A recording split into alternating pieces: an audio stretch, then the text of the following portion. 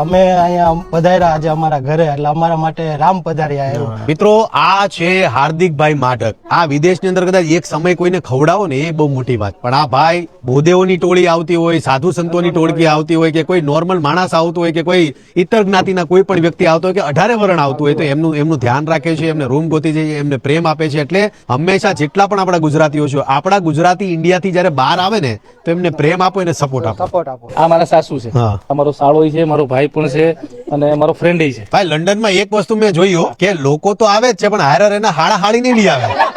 એ મને ખબર જ પડી. જે હોય ને ઇન્ટ્રોડક્શન પેલું હોય. વિશાલભાઈ નો હાળો પાછો એનો ભાઈ છે ને એનો ફ્રેન્ડ છે ને હાળો છે.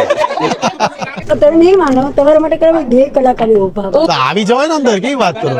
અમે સવારે નાસ્તો કરીને ચાલુ પેલો તમારો જોઈએ ને કરીને અમે તમારો વિડિયો જોતા જઈએ ને નાસ્તો કરતા. હા, દાદા, તમે તમારા દીકરા તમને શું ગમે? અમારા કોમેડી વિડીયો ગમે, વ્લોગ ગમે? તમને શું ગમે? હમણાં ભૂરી સાથે બધું ભાઈ અમારા ડાયનો વાળા કોમેડી વિડીયો બધા બહુ પસંદ કરે છે.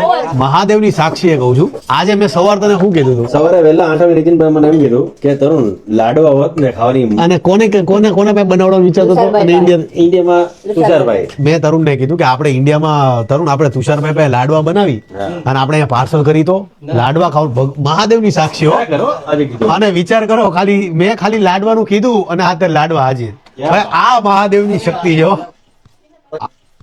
50 લોકોને કીધું હશે.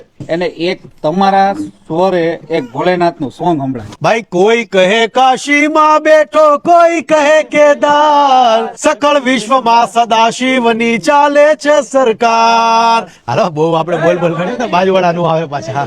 ચાલો ભાઈઓ, જય માતાજી.